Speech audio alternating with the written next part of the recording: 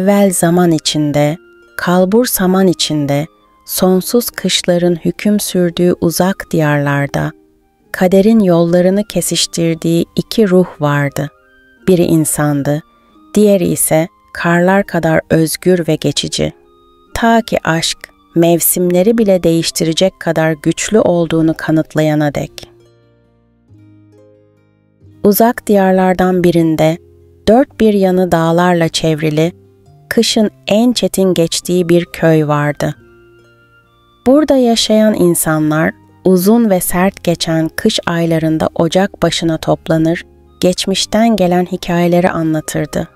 Bu hikayeler arasında en çok anlatılanlardan biri, bembeyaz kış manzarasının içinde bir hayal gibi süzülen esrarengiz bir kadının masalıydı. O, kimilerine göre bir peri, kimilerine göre ise kaderin ta kendisiydi.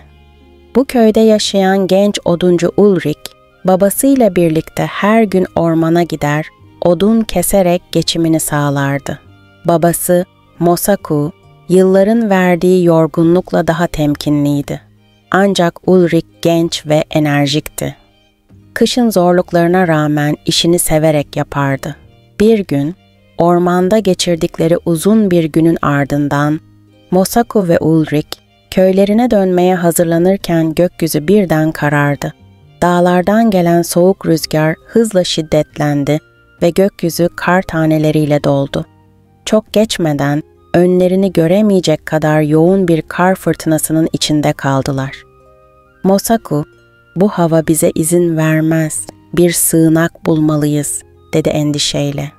Ulrik etrafına bakındı ve birkaç yıl önce avcılar tarafından inşa edilmiş eski bir kulübeyi hatırladı. Babasının elinden tutarak zorlukla da olsa kulübeye ulaştılar. İçerisi boştu, ancak en azından onları dondurucu rüzgardan koruyacaktı. Ocağa birkaç odun atıp birbirlerine sokularak ısınmaya çalıştılar. Kulübenin çatısından aşağı sarkan buz sarkıtları rüzgarla birlikte titriyor, dışarıda fırtına tüm şiddetiyle devam ediyordu. Mosaku kısa sürede yorgun düşüp uykuya daldı. Ancak Ulrik'in içini garip bir huzursuzluk kaplamıştı. Sanki dışarıda bir şey vardı. Birini izliyormuş gibi bir hisse kapıldı. Tam o sırada kulübenin kapısı hafifçe aralandı. İçeriye usulca bir kar rüzgarı süzüldü ve onunla birlikte tarifsiz bir güzelliğe sahip bir kadın göründü. Beyaz bir elbise giymişti. Uzun gümüşi saçları omuzlarına dökülüyordu. Yüzü taze yağan kar kadar parlak ve zarifti. Onu gören Ulrik, içinden bir hayranlık dalgasının yükseldiğini hissetti. Kadının gözleri kışın en berrak sabahı gibi parlıyordu. Kadın içeri girerken sanki ayakları yere basmıyordu. Kar gibi hafifti. Ulrik büyülenmiş gibi bakarken babası Mosaku derin uykusunda farkında bile değildi.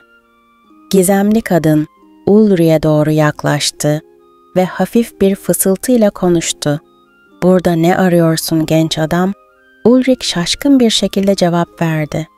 "Biz sadece fırtınadan korunmaya çalışıyoruz. Siz kimsiniz?" Kadın hafifçe gülümsedi. Ancak bu gülümsemenin ardında hüzün vardı. "Ben sadece kışın ruhuyum," dedi usulca. "Dağların ve karın arasında yaşayan bir yolcuyum.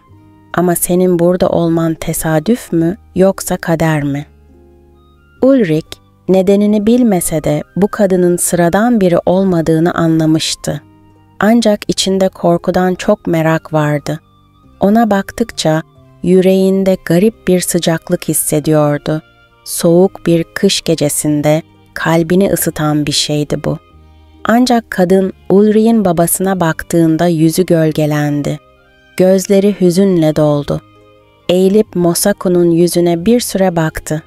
"Yaşlılar kışı her zaman taşıyamaz," diye mırıldandı.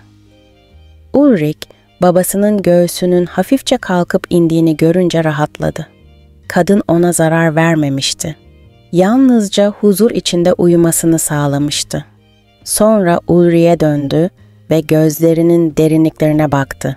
"Bu geceyi hatırlayacaksın ama bana dair kimseye tek kelime etmeyeceksin," dedi. "Eğer sözünü bozarsan, o zaman kaderin de değişir." Ulrich başıyla onayladı. İçindeki ses ona bu kadının sözünü tutması gerektiğini söylüyordu. Kadın bir rüzgar gibi geriye çekildi. Uzun saçları ve elbisesi rüzgarla savrulurken yavaşça kapıya doğru süzüldü. Ardında yalnızca hafif bir kar taneleri dansı bırakarak gözden kayboldu. Ulrich gözlerini ovuşturup nefesini tuttu. O an rüya mı görmüştü, yoksa gerçekten karşısında başka bir dünyadan gelen bir varlık mı vardı? Sabah olduğunda fırtına dinmişti. Babası Mosaku ağır ağır uyandı. Gece olanları hatırlamıyordu bile. Ulrich kadının sözlerini hatırlayarak hiçbir şey söylemedi. Ancak içten içe onunla tekrar karşılaşacağını hissediyordu. Kışın sert soğuğunun ardında bir sır saklıydı ve Ulrich artık bunun bir parçasıydı. Ve böylece kaderin ipleri örülmeye başlamıştı. Ulrich ve Mosaku fırtınanın dinmesiyle birlikte köylerine döndüler. Mosaku, geceyi sadece sert bir kış fırtınasında sığındıkları bir kulübede geçirdiklerini düşündü. Olan bitene dair hiçbir şey hatırlamıyordu. Ancak Ulrich, gördüklerini ve yaşadıklarını zihninden çıkaramıyordu. O gece karşılaştığı gizemli kadın, bembeyaz elbisesi ve kış rüzgarı gibi süzülen varlığı her an zihninde yankılanıyordu. Kimdi o? Bir peri miydi? Bir ruh mu? Yoksa kaderin ta kendisi mi? Ulrich bu sırrı içinde saklamaya karar verdi. Babasının ve köydeki diğer insanların onun hikayesine inanacağını düşünmüyordu. Dahası kadına verdiği sözü hatırlıyordu.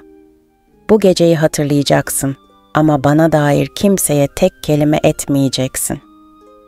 Günler geçti, kışın sert soğukları devam etti. Ulrich ve Mosaku her zamanki gibi ormanda odun kesmeye devam ettiler. Ancak Ulrich her gittiği yerde sanki onu izleyen bir çift gözün varlığını hissediyordu. Rüzgarın arasında fısıldayan ince bir ses duyuyordu sanki ama ne söylendiğini anlamıyordu. Bir gün Ulrich köyün dışındaki küçük dereye su almaya gittiğinde derenin kıyısında alışılmadık bir şey fark etti. Karların arasında tamamen kışın ortasında olmalarına rağmen açmış bir buz çiçeği duruyordu. Çiçek incecik kristal yapraklarıyla adeta donmuş bir sanat eseriydi. Ulrich daha önce böyle bir şey görmemişti. Eğilip çiçeğe dokunduğunda aniden içini garip bir sıcaklık kapladı. Ama dışarıdan hiçbir şey değişmemişti. Tam o anda rüzgar bir kez daha fısıldadı. Ulrich başını kaldırdığında ormanın içinde uzakta bir silüetin belirdiğini gördü. Uzun bembeyaz bir elbise, dalgalar gibi süzülen gümüşi saçlar ve buz gibi mavi gözler. Kadın ona bakıyordu. Ulrich'in kalbi hızla çarpmaya başladı. O gece gördüğü kadındı bu. Ama neden burada, onun karşısında duruyordu? Genç adam birkaç adım atarak ona yaklaşmak istedi. Ancak göz açıp kapayıncaya kadar kadın ortadan kayboldu. Geriye sadece esen rüzgar ve karın üzerindeki ayak izleri kalmıştı. Ulrich o anda anladı. Bu bir tesadüf değildi. O kadın hala buradaydı ve onu izliyordu. O geceden sonra Ulrich kadının tekrar ortaya çıkacağını düşünerek her gün dereye gitti. Ancak hiçbir şey olmadı. Her şey normaldi ya da en azından öyle görünüyordu. Kışın en soğuk günlerinden birinde Ulrich köy meydanında bir grup insanın toplandığını fark etti. Köylüler heyecan içinde fısıldaşıyordu. Merakla yanlarına gittiğinde herkesin aynı yöne baktığını gördü. Meydana kimsenin tanımadığı bir genç kadın gelmişti. O kadar güzeldi ki sanki insan değilmiş gibi görünüyordu. Ten rengi bembeyazdı. Saçları ay ışığı gibi ışıldıyordu ve gözleri kış sabahının berrak mavisini andırıyordu. Üzerinde zarif ama köydeki kadınlarınkine hiç benzemeyen beyaz bir elbise vardı. Kadın ağır adımlarla köyün ortasına doğru yürüdü. İnsanlar ona hayranlıkla bakıyor, ancak içten içe biraz çekiniyorlardı. Çünkü bu kadar güzel ve bu kadar esrarengiz bir kadının varlığı normal değildi. Ulrich gözlerine inanamadı. Bu oydu. O gece fırtınada gördüğü kadın, ormanda karşılaştığı kadın. O burada köydeydi. Kadın, köylülerin meraklı bakışları arasında yavaşça Ulrich'in yanına yaklaştı. Onun gözlerinin içine baktı ve hafifçe gülümsedi. "Adım Elvina," dedi yumuşak ama kararlılıkla dolu bir sesle. O an Ulrich bir kez daha kaderin ince ipliklerinin örüldüğünü hissetti. Bu kadın kimdi ve neden buraya onun yanına gelmişti? Ancak içten içe biliyordu. Bu karşılaşma sadece bir başlangıçtı. Kader henüz gerçek oyununu oynamaya başlamamıştı. Elvina'nın gelişi köyde büyük bir merak ve heyecan uyandırmıştı. Köylüler bu yabancı genç kadının kim olduğunu, nereden geldiğini merak ediyordu. Ancak Elvina kökeni hakkında fazla konuşmuyor, yalnızca birkaç kelimeyle geçiştiriyordu. "Uzaklardan geldim," diyordu. "Kışın beni buraya getirdi." Bu cevap herkesi daha da şaşırtıyor. Ama onun zarif ve sıcak gülümsemesi karşısında fazla soru sormaktan çekiniyorlardı. Ulrich ise başka bir şeyin farkındaydı. Elvina'nın buraya tesadüfen gelmediğini biliyordu. O gece fırtınada karşılaştığı kadının, ormanda gördüğü silüetin, dere kıyısında bıraktığı o buz çiçeğinin bir anlamı vardı.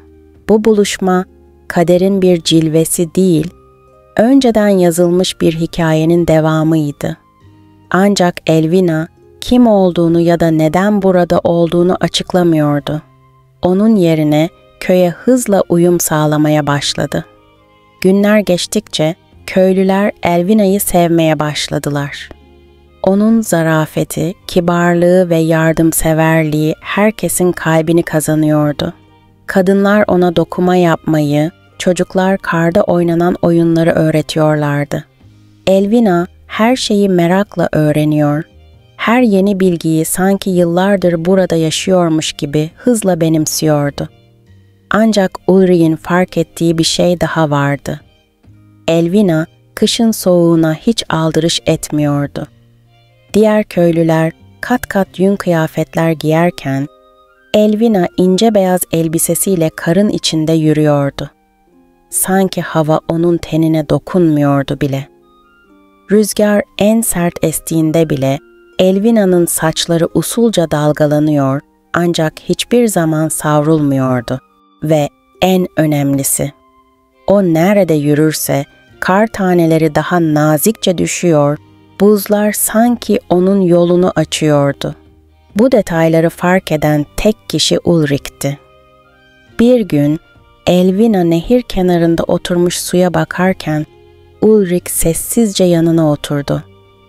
"Sen gerçekten kimsin Elvina?" diye sordu genç adam, gözlerini ondan ayırmadan.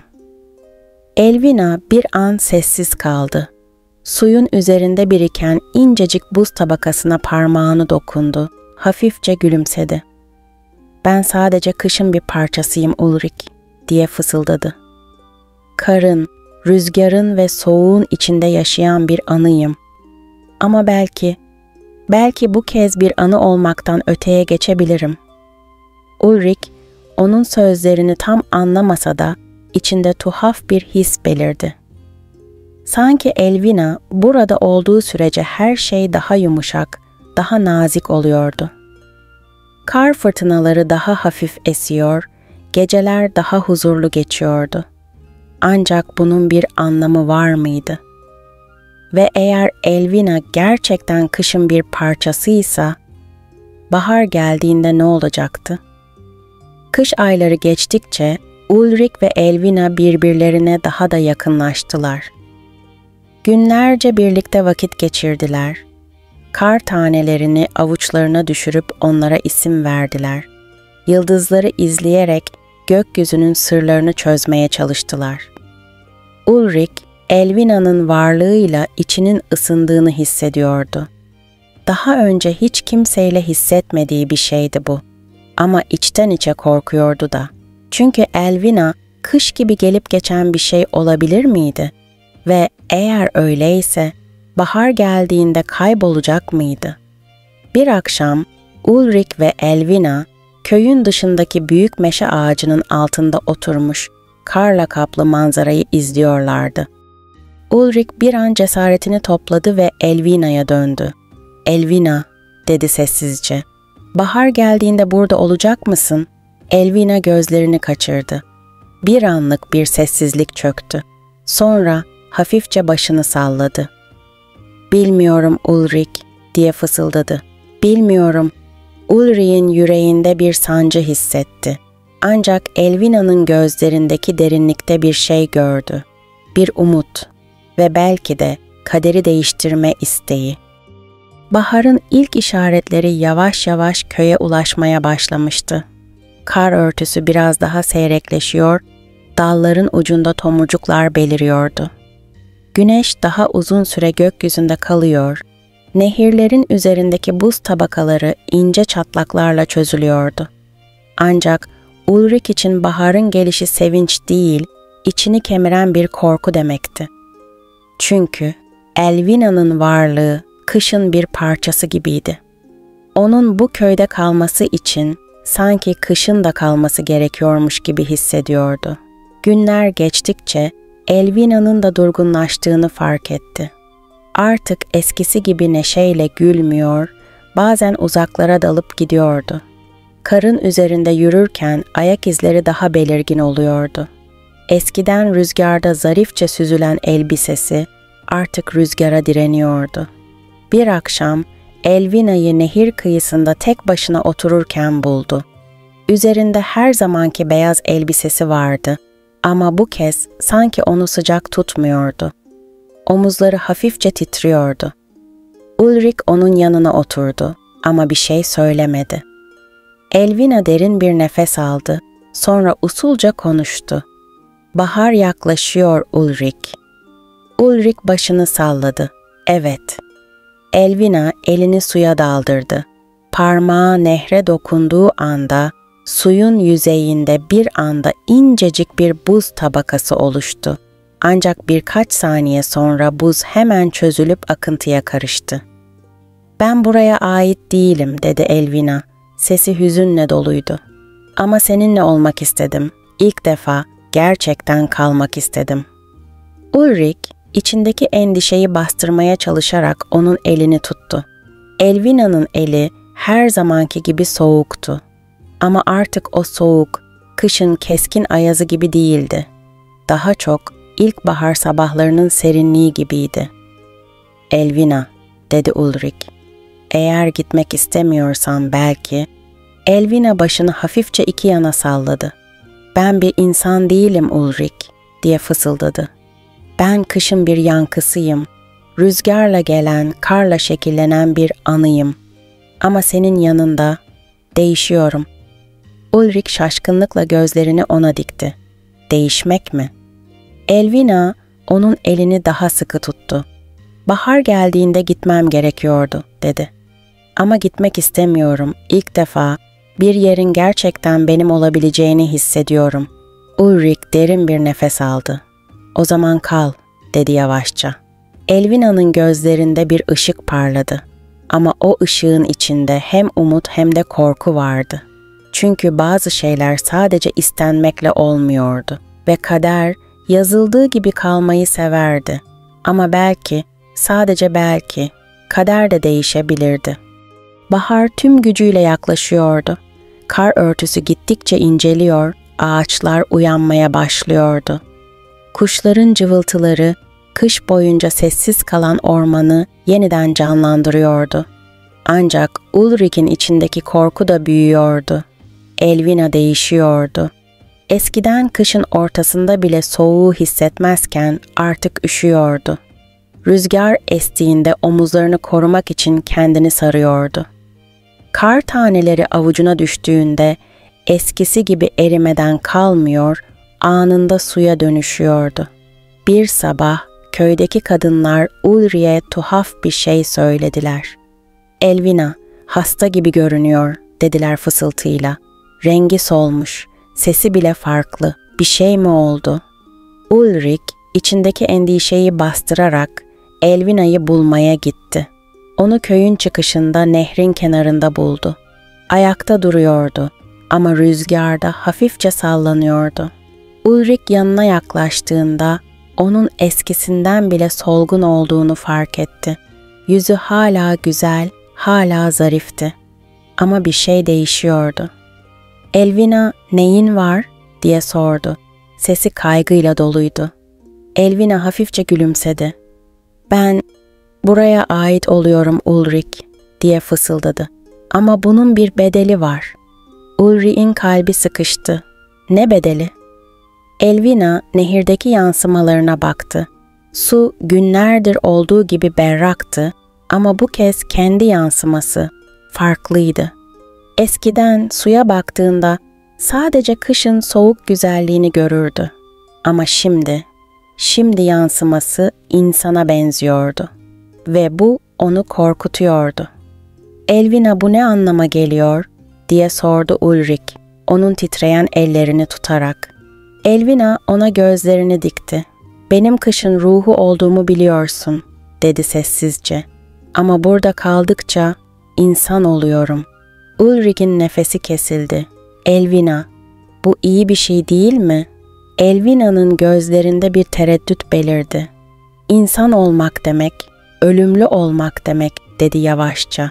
"Benim varlığım geçici olmaya alışmış bir şeydi ama burada senin yanında kalıcı oluyorum." Ulrik onun elini sıkıca kavradı. "O zaman burada kal, ölümlü olmak pahasına bile olsa." Elvina gözlerinde yaşlarla ona baktı. "Bunu gerçekten istiyor musun Ulrik?" Ulrik bir an bile tereddüt etmedi. "Evet." Elvina hafifçe gülümsedi. Ama o sırada bir şey oldu. Nehrin yüzeyi tamamen çözüldü. Buz tabakası aniden çatırdayarak kayboldu. Gökyüzü bir anda daha parlak oldu. Rüzgar ılık esmeye başladı. Ve Elvina'nın bedeni tamamen değişti. Tenindeki o kışın dokunuşu kayboldu. Artık taze bahar sabahları gibi sıcak bir tene sahipti. Gözleri kışın buz mavisinden baharın yumuşak rengine döndü. O artık sadece kışın bir yankısı değildi. O artık bir insandı. Ulrik onun yüzüne dokundu, hala inanamayarak. "Elvina," diye fısıldadı. Elvina hafifçe gülümsedi. "Bundan sonra ben de buraya aitim." Ulrik onu sıkıca kollarına aldı ve o an ne kışın sert soğuğu ne de kaderin yazgısı artık önemliydi. Çünkü bazı şeyler kaderi bile değiştirecek kadar güçlüydü ve bu aşkın hikayesiydi.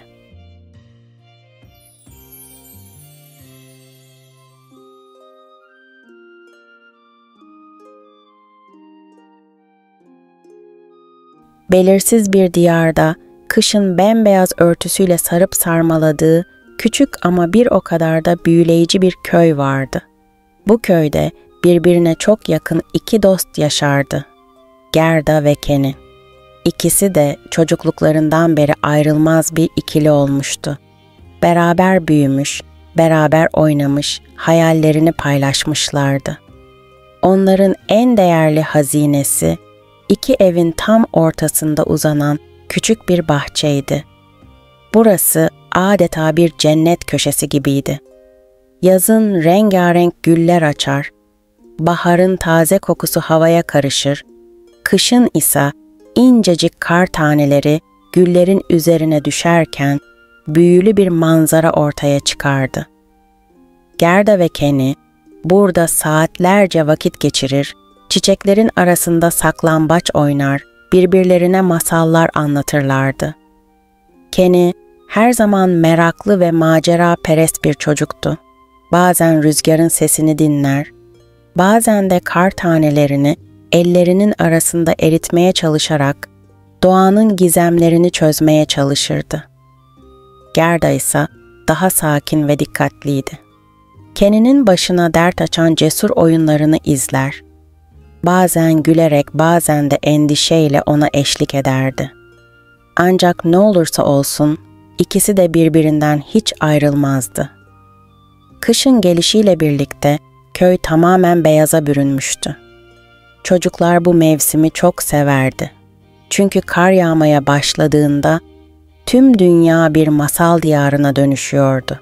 Kar taneleri dans edercesine gökyüzünden süzülür, ağaç dalları kristal gibi parıldar, soğuk hava yanaklarını pembeleştirirdi. Gerda ve Kenny için de bu mevsimin ayrı bir büyüsü vardı.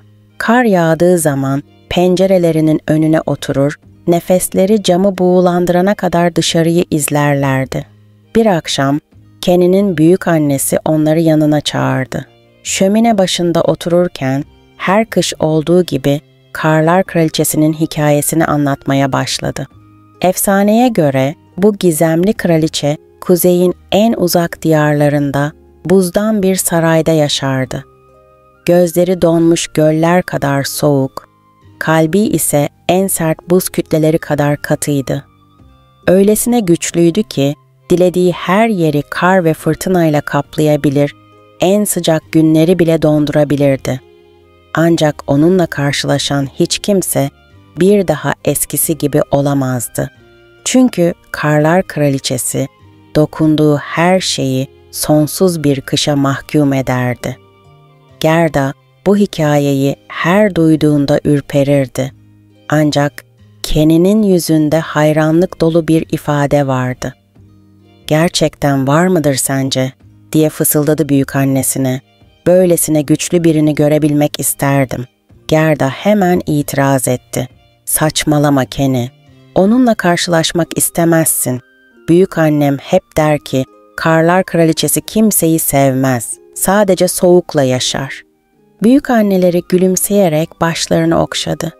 "Efsaneler gerçeğin ne kadarına dayanır bilinmez çocuklar. Ama unutmayın, soğuk sadece dışarıda değil, insanın kalbinde de olabilir." Kenny düşünceli bir şekilde başını salladı. O gece yatağında yatarken gökyüzünü izledi. Uzakta rüzgarın fısıldadığı bir ses duyduğunu sandı. O an içini garip bir his kapladı ama ne olduğunu tam olarak anlayamadı. Ertesi gün rüzgar şiddetini arttırmıştı. Kasabanın üzerini gri bulutlar kaplamış, kar taneleri havada savruluyordu. Kenny pencereden dışarı bakarken gözünde ve göğsünde aniden keskin bir acı hissetti. Elini gözlerine götürdü, sonra kalbinin üzerine koydu. Acı kısa sürdü ama içinde garip bir değişim hissediyordu. Ne olduğunu bilmiyordu ama bu his onu huzursuz etti. Ancak farkında olmadığı bir şey vardı. O anda kötü kalpli bir troll tarafından yaratılmış sihirli bir aynanın iki küçük parçası ona saplanmıştı. Bu ayna dünyadaki güzellikleri çirkin, iyi olan her şeyi kötü gösterirdi. Kenny yavaş yavaş değişmeye başladı. Birkaç gün içinde eskiden sevdiği şeylere karşı ilgisini kaybetti. Gülleri artık güzel bulmuyordu. Aksine onlara bakarken içini anlamsız bir öfke kaplıyordu. Gerda'nın anlattığı masallar ona sıkıcı gelmeye başlamıştı. Bir zamanlar en yakın dostu olan Gerda'ya bile eskisi gibi davranmıyordu. Gözleri artık soğuktu. Sözleri keskin ve acımasızdı. Gerda onun bu halini gördükçe üzülüyor, ne olduğunu anlamaya çalışıyordu. "Kenny, ne oldu sana? Eskiden her şey farklıydı." Ancak Kenny sadece omuz silkerek cevap verdi. "Her şey eskiden de aynıydı Gerda. Sen fark edemiyordun." Gerda içini saran hüzne rağmen Kenny'yi terk etmedi. Onun içinde hala eski dostunu gördüğünü hissediyordu. Ama Kenny'nin gitgide soğuyan kalbi, dostluklarının çatırdamasına neden oluyordu. Ve sonra kaderin dönüm noktası olan o gün geldi. Kasaba meydanı karla kaplanmıştı. Kenny tek başına oynarken aniden uzaklarda beyaz renk geyiklerinin çektiği görkemli bir kızak belirdi. Bu kızağın üzerinde bembeyaz bir pelerin giymiş, buz gibi gözleriyle etrafı süzen biri oturuyordu. Karlar Kraliçesi. Kenny gözlerini kırpıştırarak ona baktı. Kraliçenin güzelliği büyüleyiciydi. Ama içinde tarifsiz bir soğukluk vardı. Kadın parmağını zarif bir şekilde kaldırarak onu yanına çağırdı. Kenny bir an bile tereddüt etmeden kızağa atladı. Gerda uzaktan bu sahneyi izlerken kalbinin sıkıştığını hissetti. Kenny hayır diye bağırdı ama sesi rüzgarın uğultusunda kayboldu. Kraliçe Kenny'nin alnına bir öpücük kondurdu. Bu öpücük onun soğuğu hissetmesini engelledi ve aynı zamanda Gerda'yı ve yaşadığı köyü hafızasından tamamen sildi. Ve böylece Kenny uzaklara, Karlar Kraliçesi'nin buzdan sarayına doğru yol aldı. Gerda donmuş bir halde olduğu yerde kaldı. Kenny gerçekten gitmişti. Ama içindeki ses onun hala bir yerlerde olduğunu ve geri dönmesi gerektiğini söylüyordu. Gözlerini karanlığa dikip fısıldadı. "Seni bulacağım Kenny, ne pahasına olursa olsun."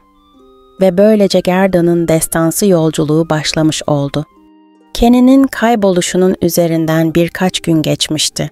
Köy halkı onun fırtınaya kapıldığını ve bir şekilde yollarını kaybettiğini düşünüyordu.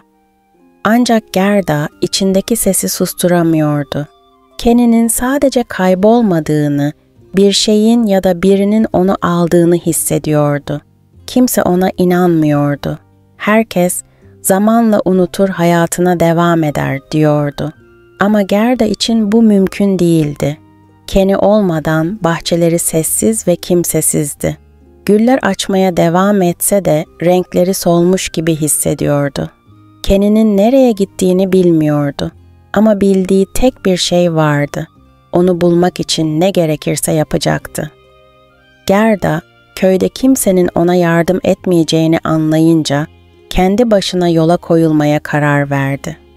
Sabahın erken saatinde yanına bir şişe su, biraz ekmek ve annesinin ona ördüğü kalın bir pelerini alarak evden çıktı. İlk olarak Kenny'nin kaybolduğu kasaba meydanına gitti. Belki bir iz bulabilirdi. Ancak orada hiçbir şey yoktu. Yalnızca karlarla kaplı boş sokaklar ve hafif esen rüzgarın sesi vardı. Kendi kendine "O buradaydı, onu buradan aldılar" diye fısıldadı. Sonra aniden meydanın diğer tarafında gümüş gibi parlayan bir nehir gördü. Oysa buradan defalarca geçmişti. Ama sanki şimdiye kadar orada bir nehir olduğunu fark etmemiş gibiydi. İçinden bir ses ona "Sorularının cevabı burada" dedi. Gerda nehrin kenarına yaklaştı ve suya baktı. Dalgalı yüzeyinde bir yansıma belirdi.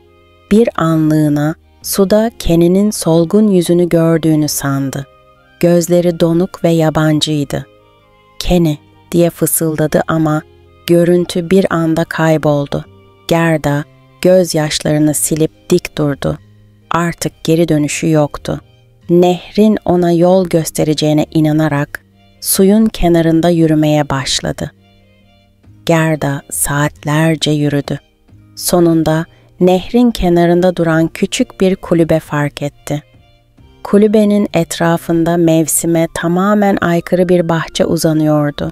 Burası kışın ortasında bile rengarenk çiçeklerin açtığı, kuşların öttüğü tuhaf bir yerdi. Gerda kapıyı tıklattı. Kapıyı sırtı kambur, kırışık yüzlü yaşlı bir kadın açtı. Gözlerinde nazik ama bir o kadar da gizemli bir ışık vardı. "Ah küçük kız, sen bu dondurucu havada ne arıyorsun?" Gerda, yaşlı kadının ona zarar vermeyeceğini düşünerek Kenny'yi aradığını söyledi. Onun kaybolduğunu ve nereye gittiğini bulmak için her şeyi yapacağını anlattı. Yaşlı kadın başını sallayarak içeri girmesini işaret etti. "Yorgunsun, açsın. Gel biraz dinlen. Sonra bana her şeyi anlat." Gerda, içeride sıcak çayını yudumlarken gözleri kapanmaya başladı. Yaşlı kadın ise onu dikkatle izliyordu. Bu gözlerde bir büyü vardı. Gerda'nın yorgun bedeni dinlenmeye çekildiğinde yaşlı kadın yavaşça parmaklarını kıvırarak bir büyü yaptı. Gerda'nın zihin perdesine ince bir sis yayıldı ve yavaş yavaş Kenny'ye dair hatıraları silinmeye başladı. Ancak yaşlı kadın ne kadar uğraşsa da Kenny'nin ismi tam anlamıyla silinmiyordu. Bir şey bu büyüye direniyordu. Gerda, rüyasında güllerle dolu bir bahçede yürüdüğünü gördü. Ama bahçede bir eksiklik vardı. Orada hep yanında olan biri eksikti. Ve sonra birdenbire kırmızı bir gülün içinden küçük bir fısıltı yükseldi. "Gerda, beni unutma." Gerda birdenbire irkilerek uyandı. Bir an için nerede olduğunu unuttu. Etrafına bakındı. Sonra bir vazonun içinde duran kırmızı gülleri gördü. Kenny'nin en sevdiği çiçeklerdi. O anda her şey birden yerine oturdu. Yaşlı kadın onun hafızasını değiştirmeye çalışıyordu. Gerda hemen ayağa fırladı. Sen bana bir şey yaptın. Beni burada tutmak istiyorsun." Yaşlı kadın yüzünde sahte bir gülümsemeyle başını salladı. "Küçük kız, sen bu dünyada çok fazla acı çekiyorsun. O çocuğu unut. Burada benimle kal. Bahçemde sonsuza kadar mutlu olabilirsin." Gerda başını iki yana salladı. "Hayır, Kenny'yi bulmalıyım." Bunu söyledikten sonra hızla dışarı fırladı. Yaşlı kadın arkasından seslendi ama Gerda hiç durmadı. Ne olursa olsun ilerlemeliydi. Arkasında bıraktığı büyülü bahçeden adımını attığında bahçe bir anda solmaya başladı. Çiçekler aniden kışın gerçek soğuğunu hissetmiş gibi büzüldü ve kurudu. Ve Gerda yeniden yoluna devam etti. Gerda uzun süre yürüdü. Açlık ve yorgunlukla mücadelesini sürdürürken bir ormanın içine girdi. Ağaçlar yüksek ve karlarla kaplıydı. Sessizlik ürkütücü derecede yoğundu. Tam o sırada yukarıdan bir ses geldi. "Küçük kız, nereye gidiyorsun?" Gerda başını kaldırdığında siyah tüyleri parıldayan bir karga gördü. Karga akıllı gözleriyle ona bakıyordu. "Ben Kenny'yi arıyorum." Karga başını yana eğdi. Kenny mi? Belki de onu bulmana yardım edebilirim. Ama önce bana hikayeni anlatmalısın." Gerda kargaya her şeyi anlattı. Kenny'nin nasıl değiştiğini, Karlar Kraliçesi'nin onu nasıl aldığını ve yaşlı kadının büyülü bahçesinden nasıl kaçtığını. Karga büyük bir dikkatle dinledi. Sonra kanatlarını çırparak bir ağacın dalına kondu. "Sana bir ipucu verebilirim," dedi. "Yakınlarda bir saray var. Orada bir prens yaşıyor. Söylentilere göre birkaç gün önce saraya yabancı bir çocuk getirilmiş. Belki de bu çocuk Kenny'dir." Gerda'nın kalbi hızla çarpmaya başladı. "Beni oraya götür, ne olur." Karga başını salladı. "O zaman beni takip et."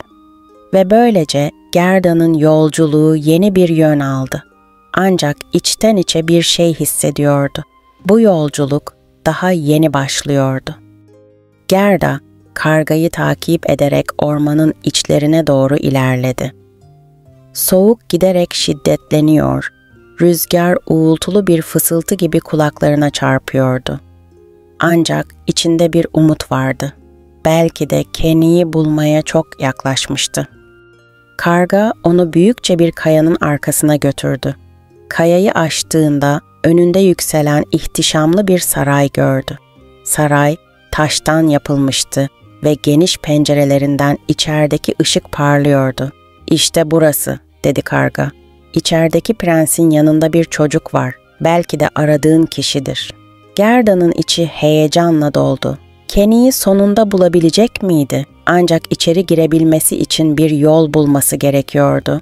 Karga ona yardım edebileceğini söyleyerek sarayın arka tarafındaki küçük bir pencereye yönlendirdi. Gerda usulca pencerenin eşiğine tırmandı. Camdan içeri baktığında genç bir prensin lüks bir odada oturduğunu ve yanında kahkahalar atan bir çocuğun olduğunu gördü. Gerda'nın kalbi yerinden fırlayacak gibi oldu. Bu Kenny miydi? Ancak biraz daha dikkatli baktığında çocuğun Kenny olmadığını fark etti. Onun gibi bir gülümsemesi vardı ama gözleri farklıydı. Gerda'nın içi burkuldu. Yanlış iz peşindeydi.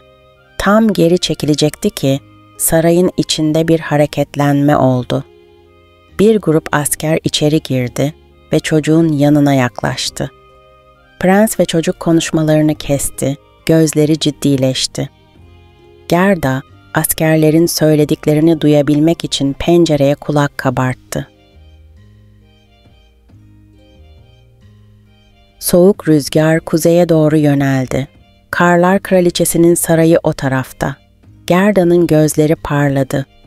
İşte nihayet gerçek bir iz. Karga da durumu anlamıştı. Yanlış yerdeymişiz ama önemli bir şey öğrendik. Kuzeye gitmelisin. Gerda, büyük bir hayal kırıklığıyla ama içindeki yeni umutla pencerenin kenarından ayrıldı. Tekrar yola koyulma vakti gelmişti. Gerda, kuzeye doğru yürümeye başladı. Ancak bu yolculuk düşündüğünden çok daha zor olacaktı. Soğuk artık dayanılmaz hale gelmişti ve kar taneleri gözlerini yakıyordu. Ormanın içlerine doğru ilerlerken bir şeyin onu izlediğini hissetti. Bir gölge ağaçların arasında kayıyordu. Bir anda önüne bir grup haydut çıktı. Üzerlerinde yırtık postlar vardı ve gözleri vahşi bir parıltıyla parlıyordu. "Bakın hele, ormanın ortasında küçük bir kız," diye güldü içlerinden biri. "Bu kadar soğuğa nasıl dayandın?" Gerda'nın kalbi hızla çarpmaya başladı. Kaçması imkansızdı. Haydutlardan biri en önde duran genç bir kıza işaret etti. "Ne dersin? Onu ne yapalım?" Bu genç kız diğerlerinden farklıydı. Gözlerinde vahşi ama meraklı bir ifade vardı. Gerda gözyaşlarını tutmaya çalışarak "Lütfen, ben sadece dostumu arıyorum," dedi. "Onu Karlar Kraliçesi aldı, onu bulmalıyım." Genç haydut kızı bir an düşündü, sonra diğerlerine döndü. "Onu öldürmeyeceğiz, benimle gelecek." Gerda'nın içi ürperdi ama bu bir şanstı. En azından hayatta kalıyordu. Gerda haydutların kampına götürüldü. Burası devasa ağaçların arasında kurulmuş bir sığınaktı. Ateşler yanıyor, geyik derilerinden yapılmış çadırlar sıralanıyordu. Genç haydut kızı Gerda'ya biraz ekmek ve su verdi. "Adım Brock," dedi. "Neden bu kadar umutsuzca birini arıyorsun?" Gerda derin bir nefes alarak Kenny'yi, dostluğunu, onun nasıl değiştiğini ve Karlar Kraliçesi tarafından kaçırıldığını anlattı. Brock ilgiyle dinledi.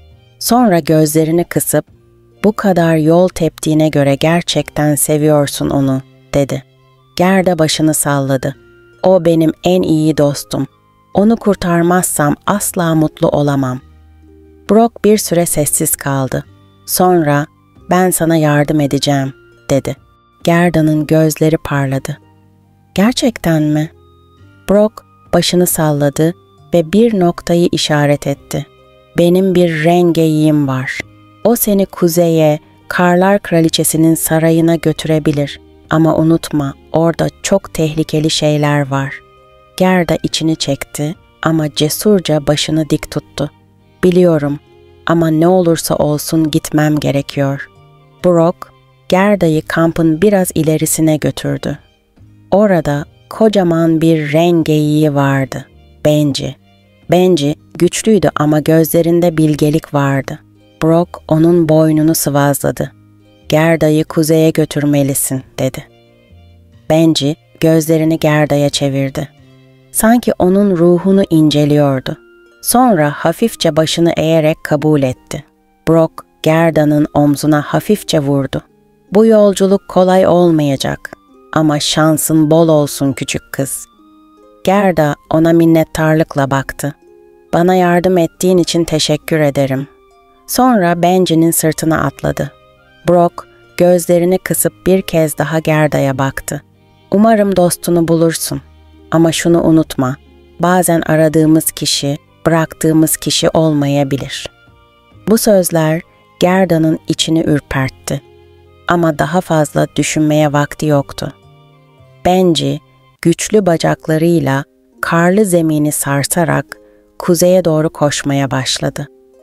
Gerda, Kenny'e hiç olmadığı kadar yaklaşmıştı. Ancak ona ulaşmadan önce daha birçok tehlike onu bekliyordu. Benji, güçlü bacaklarıyla karlı düzlükleri hızla aşarken, Gerda rüzgarın keskinliğini yüzünde hissetti. Soğuk, iliklerine kadar işliyordu ama içindeki inanç onu ayakta tutuyordu. Kenny'yi bulmalıydı. Kuzeye doğru ilerledikçe hava giderek daha sertleşti. Gökyüzü koyu griye dönmüş, kar taneleri bıçak gibi keskinleşmişti. Rüzgar uğultulu bir sesle fısıldıyor, sanki onu durdurmaya çalışan bir şey varmış gibi hissediyordu. Gerda, Benji'nin boynuna sıkıca tutundu. "Dayan Benji, az kaldı," diye fısıldadı. Ancak o anda kar taneleri aniden daha da yoğunlaştı. Sanki havada dans etmiyor, bilerek onlara saldırıyordu. Benji'nin adımları yavaşladı. Bir şey yolunu kesmeye çalışıyordu ve sonra karların arasından uzun beyaz gölgeler belirdi. Gerda'nın kalbi hızla çarptı. Bunlar canlı mıydı yoksa sadece birer fırtına hayaleti miydi? Ama sonra fark etti ki bu buzdan yaratıklardı. Karlar Kraliçesi'nin nöbetçileri. Gerda, devasa buzdan figürlerin kendisine doğru ilerlediğini gördüğünde Benji'nin sırtından atladı. Askerler insan şekline sahip ama tamamen buzdan yapılmıştı. Gözleri boş, donuk ve soğuktu. Kar fırtınasıyla birlikte hareket ediyor, neredeyse havada süzülüyorlardı. İçlerinden biri Gerda'nın önünde durdu. Buz gibi sesi, kış rüzgarı gibi yankılandı. "Daha fazla ilerleyemezsin." Gerda korkusuna rağmen dik durdu. "Kenny'yi görmek istiyorum," diye haykırdı. Buz askeri başını eğdi. "O artık buraya ait. Onu geri alamazsın." Gerda yumruklarını sıktı. "Hayır, Kenny benim dostum. Onu yalnız bırakmayacağım." Ama buz askerleri geri çekilmedi. Ellerini kaldırarak fırtınayı daha da güçlendirdiler. Gerda şiddetli rüzgara karşı koymaya çalıştı ama adım atmak bile zordu. Benji bile sarsılmaya başlamıştı. Tam o sırada Gerda'nın aklına bir şey geldi. Büyüyü kırmanın tek yolu sevgi ve sıcaklıktı. Gözlerini kapadı ve Kenny ile geçirdiği en güzel anıları düşünmeye başladı. Güllerle dolu bahçelerini, ilk kar yağdığında birlikte yakaladıkları kar tanelerini, birlikte söyledikleri şarkıları ve en önemlisi Kenny'nin eskiden ona nasıl sevgiyle baktığını. Gerda gözlerini açtığında bir damla yaş yanağından süzülerek yere düştü. Buz askerlerinden biri o damlanın yere çarpmasıyla aniden titremeye başladı. Birkaç saniye içinde asker çatlamaya başladı ve büyük bir gürültüyle parçalandı. Gerda şaşkınlıkla baktı. Bunlar gerçekten sadece buzdan ibaret. Bunu fark eder etmez geri kalan askerlere doğru ilerledi. "Beni durduramazsınız. Kenny'yi geri alacağım." Gözyaşları dökülmeye devam ettikçe askerlerin bedenleri birer birer çatlayarak yere yığıldı ve sonunda fırtına bir anda durdu. Benji Tekrar ileri doğru ilerledi. Artık sonuna gelmişlerdi. Gerda önünde yükselen buzdan bir saray gördü. Duvarları saf kristal gibi parlıyordu. Yüksek kuleleri gökyüzüne uzanıyor ve kuzey ışıkları bu kulelerde yankılanarak içeriye mistik bir parıltı katıyordu. Ancak Gerda'nın içi ürperdi.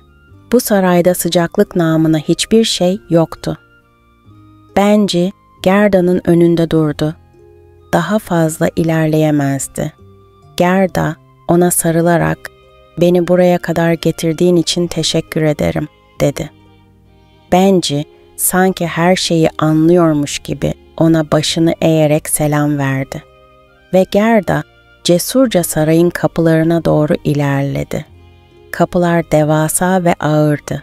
Ancak elini soğuk yüzeyine koyduğunda kapılar kendi kendine açıldı.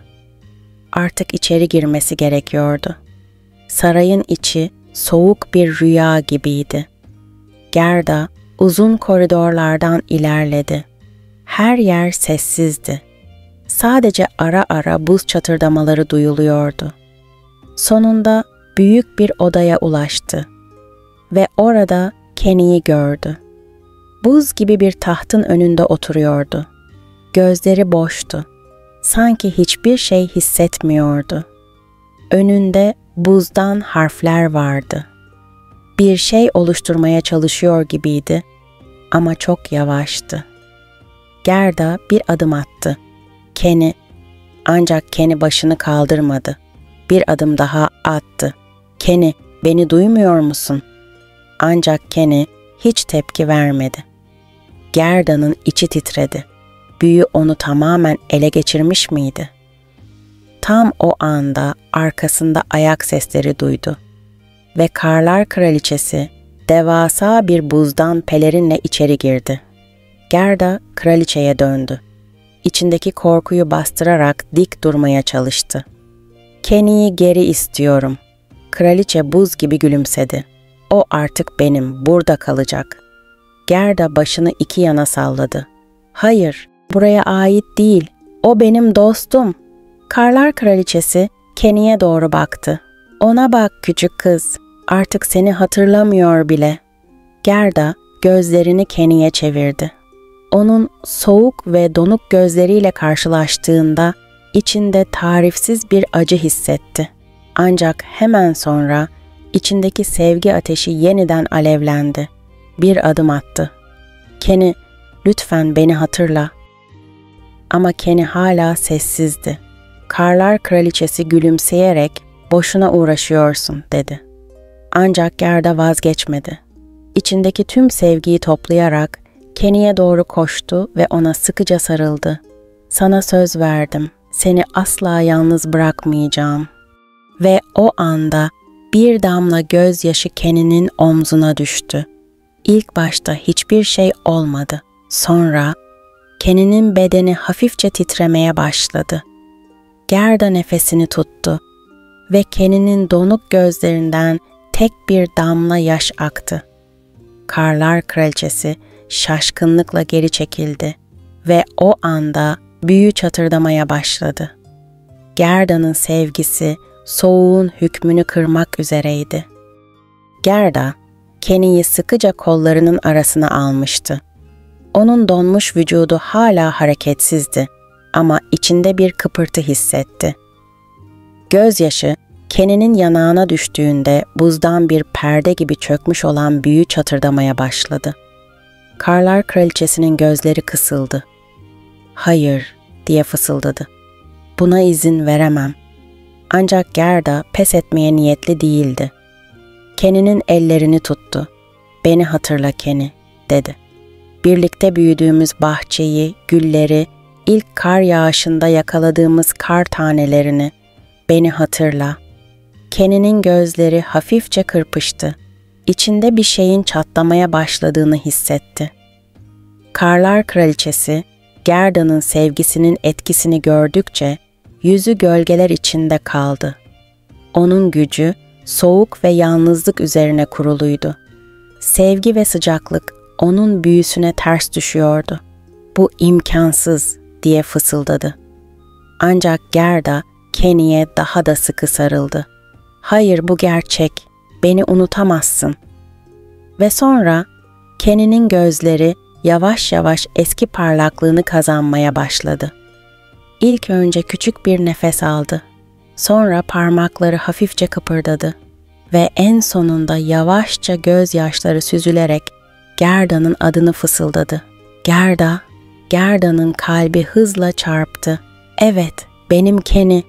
Bir anlık sessizlikten sonra Kenny gözlerini açtı ve Gerda'nın yüzüne baktı. Sanki ilk kez görüyormuş gibi. Ve sonra bütün hatıralar geri geldi. Bahçeleri, gülleri, çocukluk kahkahaları, dostlukları, her şey bir anda zihninde canlandı. Sanki içinde bir bahar açmış gibiydi. Kenny'nin gözlerinden yaşlar süzülmeye başladı. Gerda, ben neler yaptım? Gerda onun ellerini sıkarak, önemli değil, sen geri döndün, dedi. Ancak Karlar Kraliçesi öfkeyle elini kaldırdı. Hayır, bu böyle bitmeyecek. Bütün saray bir anda sarsılmaya başladı. Buz sütunları çatırdadı, zeminde derin yarıklar oluştu. Kraliçenin etrafındaki soğuk bütün odayı donduran bir kasırgaya dönüştü. Buradan çıkamayacaksınız. Kenny artık eski donuk ve hissiz çocuk değildi. Ayağa kalktı ve Gerda'nın elini tuttu. Buradan gitmeliyiz. Gerda başını salladı. Ancak yollarını kesen devasa buzdan kapılar kapanmıştı. Kenny gözlerini kısarak geri dönmek için geldiğimiz yolu kullanamayız, dedi. O anda sarayın tavanında devasa bir çatlak oluştu. Kuzey ışıkları sarayın içine dolmaya başladı ve sonra uzaktan güçlü bir çığlık duyuldu. Gerda başını çevirdi ve beyaz kürkleriyle Benji'nin sarayın önüne geldiğini gördü. Benji onları kurtarmak için buradaydı. Ancak aralarındaki mesafe büyüktü. Sarayın her yeri çöküyordu ve tek bir şansları vardı. Kenny ve Gerda birbirlerine baktılar. "Hazır mısın?" diye sordu Gerda. Kenny cesurca başını salladı. "Evet." Ve birlikte koşarak sarayın çöken parçalarından atladılar.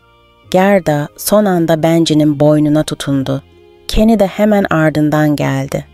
Benji güçlü bacaklarıyla yerden sıçrayarak onları düşmekten kurtardı. Karlar Kraliçesi son bir çığlık attı ve o an saray tamamen çöktü. Beyaz kristaller yavaşça gökyüzüne savruldu ve tüm büyü bir kar fırtınası gibi ortadan kayboldu. Benji, Gerda ve Kenny'yi güvenli bir şekilde sarayın enkazından uzaklaştırdı. İkisi de nefes nefese kalmıştı ama başarmışlardı. Gerda Kenny'ye baktı. O artık eski Kenny'ydi. Gözlerinde yeniden sıcaklık vardı. Kenny utançla başını eğdi. "Sana neler söylediğimi hatırlıyorum. Çok kötüydüm." Gerda gülümsedi. "Önemli değil Kenny. Senin kalbin hala aynı ve biz birlikteyiz." Benji onları günlerce süren bir yolculuktan sonra tekrar köylerine getirdi ve nihayet bahçelerine vardıklarında güllerin eskisinden daha parlak açtığını gördüler. Kenny Gerda'ya baktı. "Her şey yoluna girdi değil mi?" Gerda başını salladı. "Evet, çünkü sevgi her şeyden güçlüdür." Ve o günden sonra Gerda ve Kenny'nin dostluğu hiçbir zaman bozulmadı. Artık ikisi de biliyordu ki gerçek dostluk ve sevgi en dondurucu soğuğu bile eritebilirdi. Ve böylece karlar eridi, bahar geldi ve masal sonsuza kadar devam etti.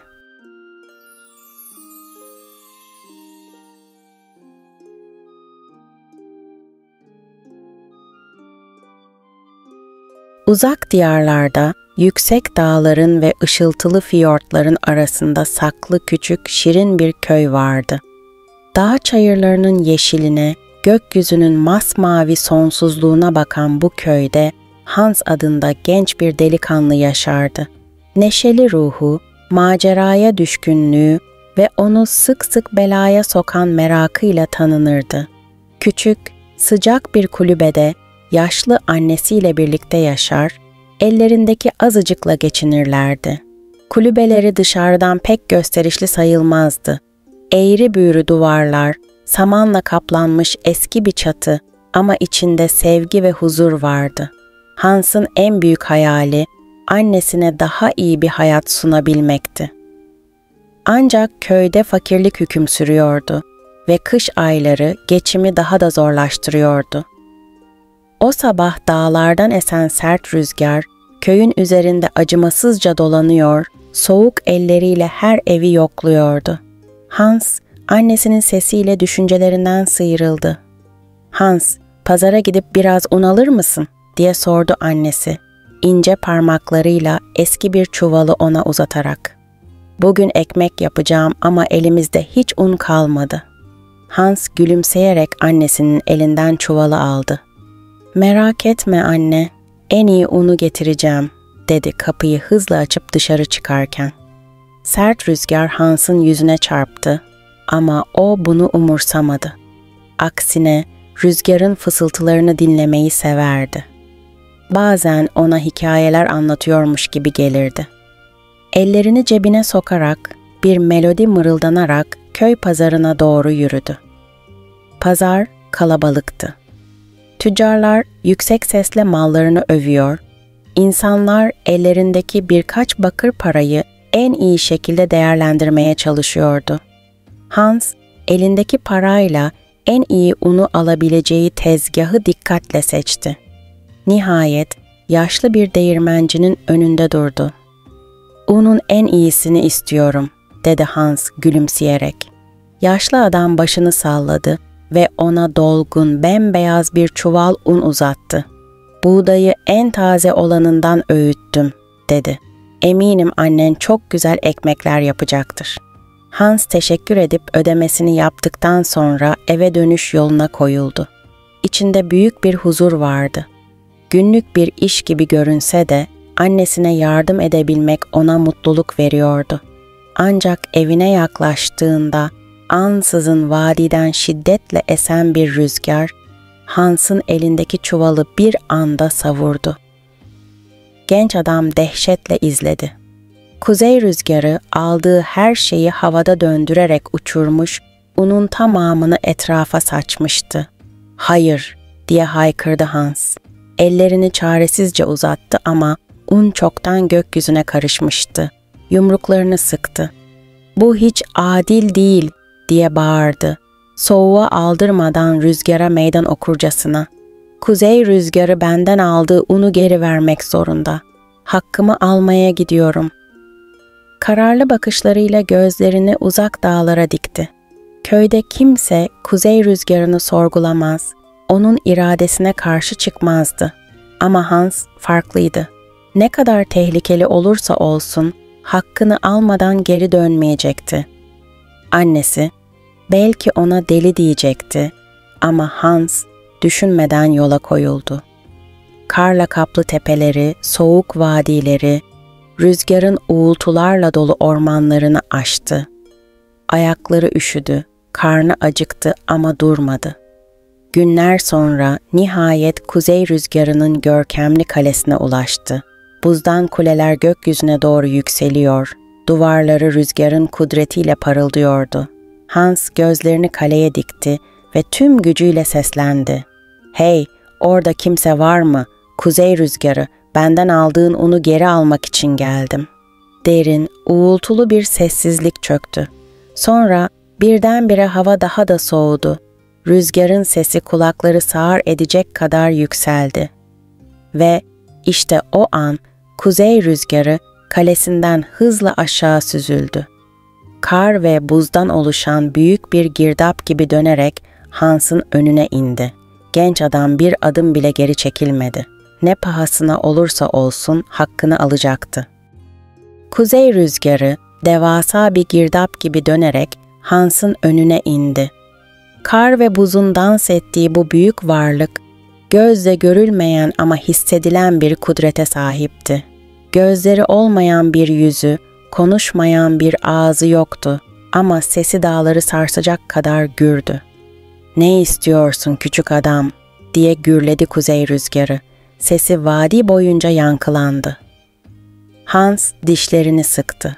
Soğuk rüzgar tenini bıçak gibi kesiyordu ama o geri adım atmadı.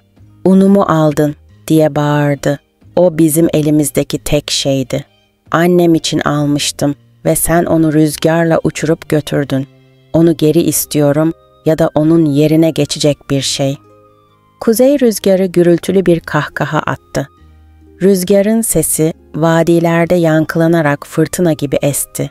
"Ne cesur bir gençsin," dedi, sesinde hafif bir hayret vardı.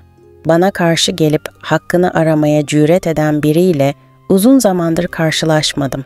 Hans kollarını göğsünde kavuşturdu. "O halde hakkımı geri vereceksin." Kuzey rüzgarı kısa bir sessizlikle onu süzdü, ardından tekrar konuştu. "Pekala, ununu geri getiremeyeceğim ama sana başka bir şey vereceğim. Bunun seni memnun edeceğini düşünüyorum."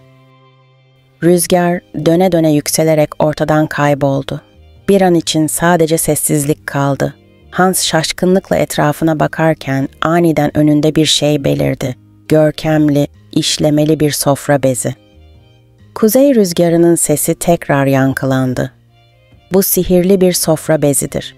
Ne zaman 'açıl küçük bez' dersen en nefis yemekler önüne serilecek.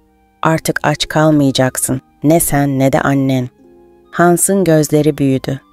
Açlıktan kıvranan bir köyde büyümüştü ve en büyük hayali annesinin hiç yokluk çekmemesiydi. Bu hediye düşündüğünden bile değerliydi. Kuzey rüzgarına derin bir saygıyla eğildi. "Teşekkür ederim kuzey rüzgarı. Bunu iyi kullanacağım." "Öyle olmasını umarım," diye fısıldadı kuzey rüzgarı ve bir anda yeniden fırtınaya karışarak kayboldu. Hans büyük bir heyecanla eve dönmek için yola koyuldu. Artık elleri boş dönmüyordu. Tam tersine ailesinin geleceğini değiştirecek bir hediye taşıyordu. Akşam çökmeye başladığında Hans yorulmuş ve acıkmıştı. Önündeki uzun yolu düşündü ve yol kenarında gördüğü bir hana girmeye karar verdi. Küçük ve eski bir han olmasına rağmen sıcak ışıklarıyla davetkar görünüyordu. İçeri girince buranın yorgun yolcular için bir dinlenme noktası olduğunu fark etti.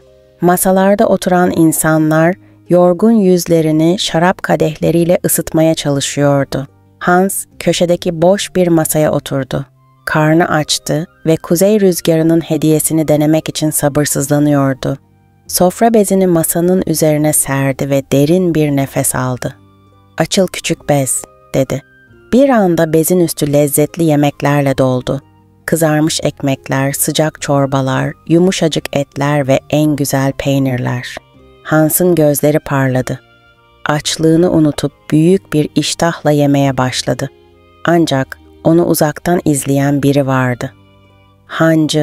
Hancı bu genç adamın nereden geldiğini bilmiyordu ama getirdiği sofra bezinin mucizevi olduğunu hemen fark etmişti. Açgözlülükle parlayan gözleriyle planlarını yapmaya başladı. Eğer bu bezi ele geçirebilirse ömür boyu zengin olabilirdi. Gece ilerleyip Hans odasına çekildiğinde hancı sinsice hareket etti. Sessiz adımlarla Hans'ın kapısını açtı. Genç adam uzun yolculuğun yorgunluğuyla derin bir uykuya dalmıştı. Hancı dikkatlice masadaki sofra bezini aldı ve aynı renkte, aynı boyutta sıradan bir bezle değiştirdi. Kendi kendine sırıtarak bezin artık kendisine ait olduğunu düşündü. Sabah olduğunda Hans, hancının sunduğu basit bir kahvaltıyı reddetti. "Gerek yok," dedi. "Benim kendi sofram var." Sofra bezini heyecanla açtı ve büyük bir iştahla komut verdi. "Açıl küçük bez." Ancak hiçbir şey olmadı. Hans kaşlarını çattı. "Açıl küçük bez," diye yineledi ama bez sıradan bir kumaş parçasından başka bir şey değildi. İçine büyük bir şüphe düştü. Gözleri hancının hain gülümsemesini fark edince içindeki öfke kabardı. Kuzey rüzgarı bana bozuk bir hediye mi verdi diye düşündü bir an. Ama sonra aklına başka bir ihtimal geldi. Ya hancı? Elinde sıradan bir bezle kala kalan Hans dişlerini sıktı. Bu işte bir yanlışlık vardı ve Hans bu haksızlığı düzeltmek için ne gerekiyorsa yapmaya kararlıydı. Kuzey rüzgarına geri dönecekti. Hans, elindeki sıradan beze bakarken öfkeden titriyordu. İçindeki şüphe gittikçe büyüyor, hancının hain bakışları aklında daha da netleşiyordu. Ancak elinde hiçbir kanıt yoktu. Hancıya suçlamada bulunsa bile kim ona inanırdı? Bir an durdu, derin bir nefes aldı ve kendini sakinleştirmeye çalıştı. Öfkeyle hareket etmek yerine zekasını kullanmalıydı. Eğer kuzey rüzgarı ona sahte bir hediye vermediyse ve gerçekten sihirli bir bez aldıysa demek ki birileri onu çalmıştı. Hans yumruklarını sıktı. Beni kandıran kim olursa olsun karşılığını alacak. Bu kez sadece ununu değil, onurunu da geri almak için kuzey rüzgarına geri dönecekti. Hans, hancının alaycı bakışları altında Han'a ödeme yapıp çıktı. Hancı, genç adamın hüsran içinde gidişini izlerken kendi kendine kahkahalar atıyordu. Ancak Hans, bu haksızlığın bedelini ödetmeye kararlıydı. Aylar önce yürüdüğü yolları tekrar geçti. Soğuk vadileri, sert rüzgarın estiği tepeleri ve karlarla kaplı dağları aşarak kuzey rüzgarının görkemli kalesine vardı. Buzdan kulelerin hala aynı heybetle parladığını gördüğünde içindeki kararlılık daha da güçlendi. Kalbinin derinliklerinden gelen bir sesle seslendi. Kuzey rüzgarı, geri döndüm. Buz gibi bir rüzgar vadide yankılandı. Bulutlar karanlıklaşarak dağların zirvesinde döndü. Birkaç saniye içinde devasa bir fırtına meydana geldi ve rüzgarın kendisi büyük bir girdap gibi havada dönerek Hans'ın önüne indi. "Yine mi geldin küçük adam?" diye gürledi kuzey rüzgarı. "Sana verdiğim hediyeden memnun kalmadın mı?" Hans başını iki yana salladı. Gözlerinde öfkeyle parlayan bir ateş vardı. "Memnun kalmadım değil," dedi sert bir sesle. "Ama hediyen çalışmadı. Sihirli sofra bezi hiçbir işe yaramadı. Beni kandırdın mı kuzey rüzgarı?" Rüzgar bir an sessizliğe büründü. Ardından tekrar konuştu. Sesi vadide yankılanarak, "Ben kandırmam genç adam." Hans'ın kaşları çatıldı. Eğer kuzey rüzgarı onu kandırmadıysa, demek ki biri onu aldatmıştı. Hancı. İçindeki şüphe kesinliğe dönüştü. "O halde bana başka bir şey ver," dedi Hans hırsla. "Bu sefer benden çalınamayacak bir şey." Kuzey rüzgarı bir an düşündü. Ardından ellerinde bir ışık halesi belirdi. Bir anda ışık kayboldu ve Hans'ın önüne küçük, sıradan görünen bir keçi çıktı. "Bu keçi özel," dedi kuzey rüzgarı. "Ne zaman altın yap keçi dersen altın paralar döker." Hans'ın gözleri büyüdü. "Gerçekten mi?" "Dene," diye fısıldadı kuzey rüzgarı. Hans derin bir nefes alarak büyülü kelimeleri söyledi. "Altın yap keçi." Bir anda keçinin altından parlak paralar dökmeye başladığını gördü. Şaşkınlıkla altınlara baka kaldı. Eğer bu keçiyi eve götürebilirse artık ne annesi ne de kendisi bir daha aç kalırdı. Hans büyük bir heyecanla kuzey rüzgarına teşekkür etti ve keçisini yanına alarak eve dönüş yoluna koyuldu. Ancak içindeki şüphe hala duruyordu. Bu hancıdan intikam almadan eve gitmeyecekti. Hans geri dönüş yolunda tekrar aynı hana uğradı. Hancı onu görünce kaşlarını kaldırdı. "Sen yine mi buradasın genç adam?" dedi alaycı bir sesle. Hans hafif bir gülümsemeyle başını salladı. "Bu sefer daha değerli bir şeyim var," dedi ve keçiyi gösterdi. "Bu keçi altın yapıyor." Hancı gözlerini açarak keçiye baktı. Açgözlülükle iç geçirdi. "Gerçekten mi?" Hans keçiyi yere koydu ve kelimeleri söyledi. "Altın yap keçi." Keçi yine altın paralar dökmeye başladı. Hancının ağzı açık kalmıştı. Böylesine büyük bir serveti nasıl kaçırabilirdi? O gece Hans tekrar hana çekildiğinde hancı yine hain bir plan kurdu.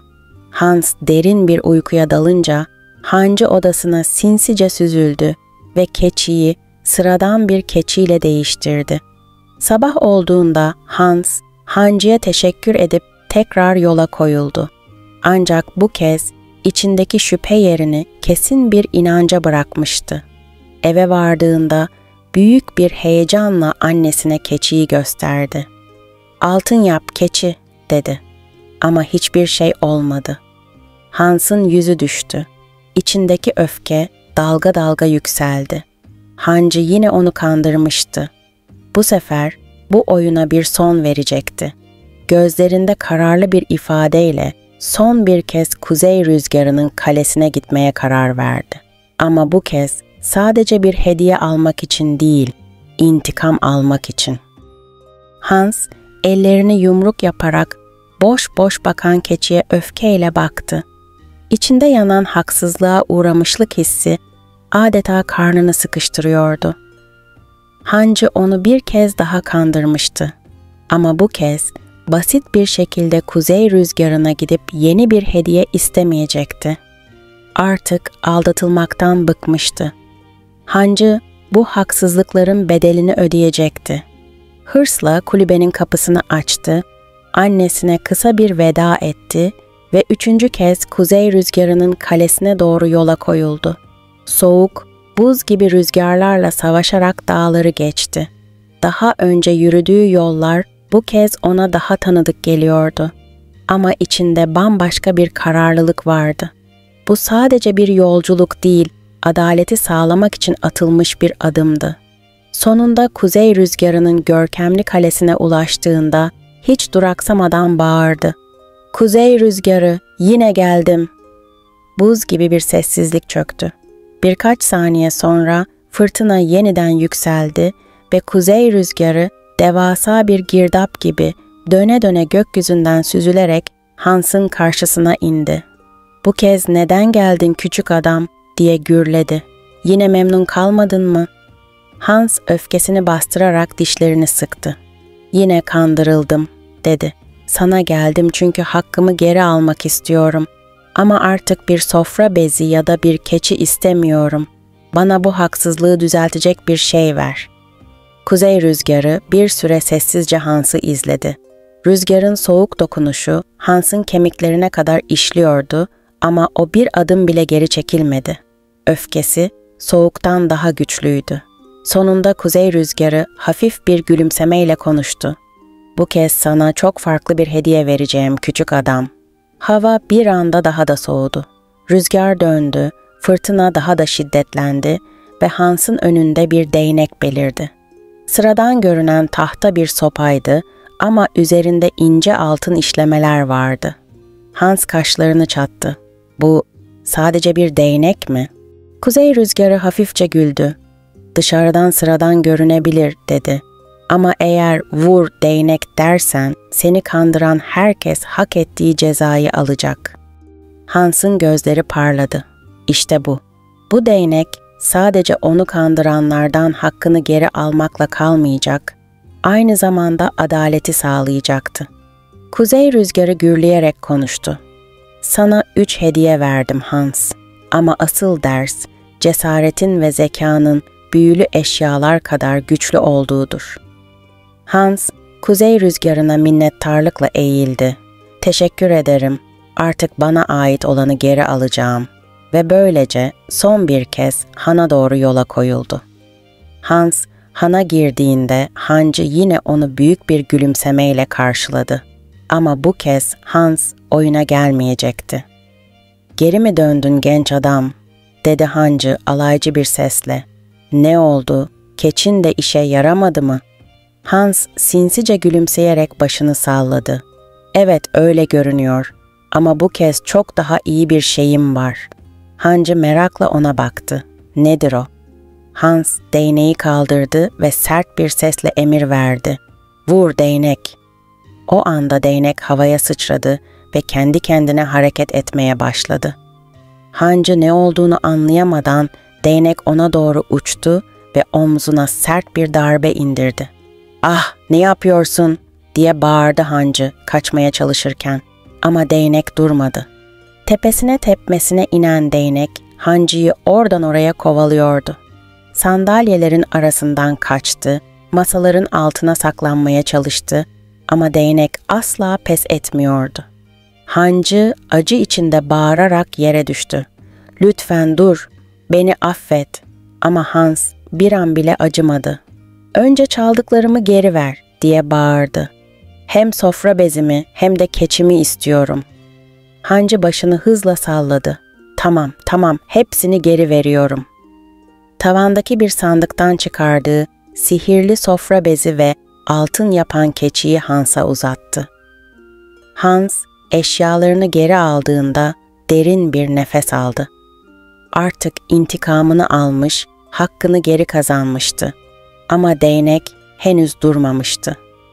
Hans son bir defa Hancı'ya baktı ve sert bir sesle emir verdi. "Şimdi git değnek, bir daha asla kimseyi kandırmaması için ona dersini ver." Değnek bir kez daha havaya sıçradı ve Hancı'yı hana kadar kovalayarak onu oradan uzaklaştırdı. Hans artık gülümseyerek eşyalarını yanına aldı ve son bir kez eve dönüş yoluna koyuldu. Bu kez kazanan oydu. Hans, hak ettiği her şeyi geri almıştı. Sihirli sofra bezini ve altın yapan keçisini yanına alarak güvenle eve doğru yola koyuldu. İçindeki öfke yerini artık zaferin huzuruna bırakmıştı. Artık annesiyle birlikte rahat bir yaşam sürebilecek, açlık ve yoksulluk çekmeden mutlu mesut yaşayabileceklerdi.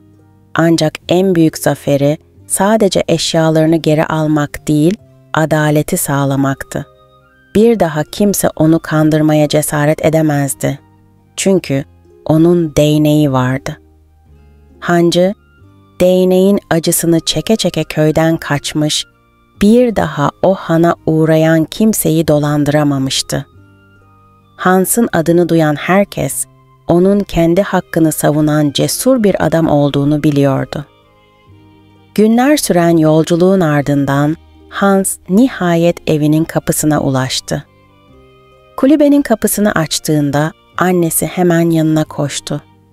Oğlunu sağ salim görmek onun için en büyük mutluluktu. "Oğlum, nerelerdesin? Sana bir şey oldu sandım." Hans, annesinin ellerini tuttu ve gülümseyerek ona sımsıkı sarıldı. "Merak etme anne, sana çok güzel haberlerim var." Masaya sihirli sofra bezini serdi ve derin bir nefes alarak büyülü kelimeleri söyledi. "Açıl küçük bez." Bir anda bezin üstü sıcak ekmekler, nefis peynirler, taze meyveler ve mis gibi çorbalarla doldu. Annesi şaşkınlıkla ellerini ağzına götürdü. Bu nasıl mümkün olabilir?" Hans gülerek, "Bu kuzey rüzgarının hediyesi," dedi. "Artık aç kalmayacağız anne. İstediğimiz zaman en güzel yemekler elimizin altında olacak." Annesi mutluluk gözyaşları dökerken Hans elini keçinin başına koydu ve "Altın yap keçi," dedi. Keçi hemen yere pırıl pırıl altın paralar döktü. Annesi gözlerine inanamazken Hans neşeyle gülerek "Ve artık fakir de değiliz," dedi. Hans ve annesi artık bolluk içinde yaşayacaklardı. Köyde kimse onlara acıyarak bakmayacaktı. Çünkü onlar artık fakir değildi. Ama Hans en önemli hediyeyi en sona saklamıştı. Kulübenin kapısına dönerek sihirli değneği tam girişe astı. "Bu da bize zarar vermek isteyenlere bir hatırlatma olsun," diye mırıldandı. "Kim hakkımıza el uzatmaya kalkarsa bunun bedelini öder." Hans'ın bu macerası sadece köyünde değil, bütün uzak diyarlarda duyuldu. Onun hikayesi, adaleti sağlamanın, hakkını savunmanın ve cesaretin önemini anlatan bir efsaneye dönüştü. Bazıları onun sadece şanslı bir genç olduğunu söyledi. Ama onu gerçekten tanıyanlar, onun cesareti ve zekası sayesinde kazandığını biliyordu. Hans hiçbir zaman bencilce zengin olmadı. Elindeki sihirli sofra bezini ve altın yapan keçiyi sadece kendisi için kullanmadı. Köyde ihtiyacı olan herkese yardım etti.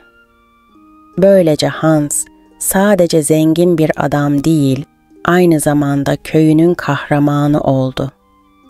Yıllar geçti. Hans yaşlandı ama değneği her zaman kapısının yanında durdu. Ve köye gelen her misafir, kapının yanında asılı duran değneği gördüğünde şunu anladı: kimse Hans'ı kandıramazdı. Çünkü adalet en büyük büyüydü ve Hans, o adaleti kendi elleriyle sağlayan genç adam olarak hatırlandı.